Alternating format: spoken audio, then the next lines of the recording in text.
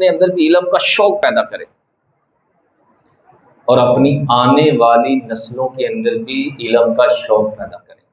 شیطان کو سب سے زیادہ جو چیز ناراض کرتی ہے نا وہ علم۔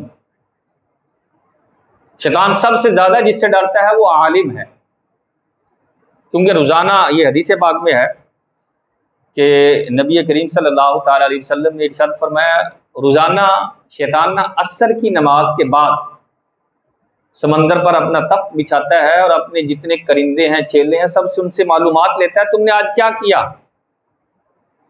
وہ کوئی بتا رہا ہوتا ہے میں نے قتل کروایا، میں نے زنا کروایا، میں نے یہ کیا۔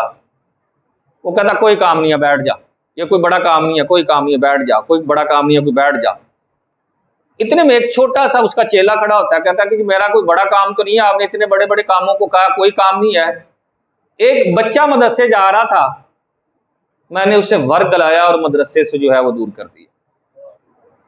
شیطان اٹھا اور اس کو سینے سے لگانے کر کہنے لگا تو ہی ہے جس نے سب سے بہتر کام کیا ہے۔ بکیا کہنے لگے یہ کوئی کام ہے، ہم نے تو بڑے بڑے کام کیے ہیں۔ کہا تم نہیں سمجھو گے، تمہیں سمجھانے کے لیے پریکٹیکل کر کے دکھاتا ہوں۔ آیا فجر کی نماز کا ٹائم تھا، اپنے ساتھ چیلے لے کر آیا، ایک 80 سال کے بزرگ جن کی ابھی تک کوئی نماز ہی قضا نہیں ہوئی تھی ان کے سامنے آیا، کہنے لگا بابا جی ایک سوال پوچھنا ہے۔ بابا جی کہنے لگے پوچھو۔ یہ شیشی ہے، کیا اس شیشی میں ساری کائنات سما سکتی ہے اگر اللہ چاہے؟ بابا کہنے لگا تیری مت توجہ ہے، میری انگل نہیں آ رہی، ساری کائنات کتنے آنی؟ کہا بابا جی بس نہیں کی گل۔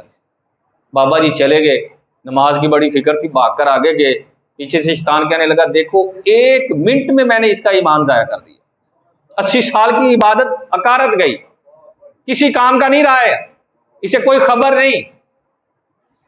عالم وضو فرما رہے تھے، نماز کا وقت کم تھا، اٹھے، کہنے لگا حضرت ایک سوال ہے آپ اجازت دیں تو؟ کہا پوچھ لو جلدی پوچھو، نماز کا ٹائم کم ہے۔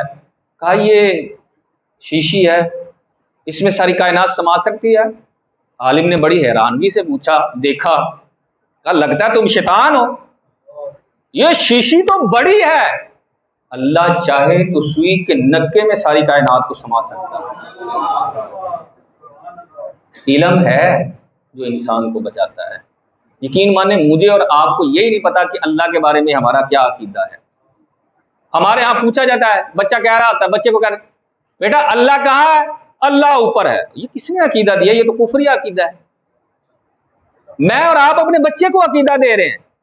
یقین مانے کشمیر کی ایک فیملی تھی جو انگلینڈ کے اندر رہنے والے تھے، کئی سالوں سے وہاں رہ رہے تھے، بچہ یونیورسٹی گیا،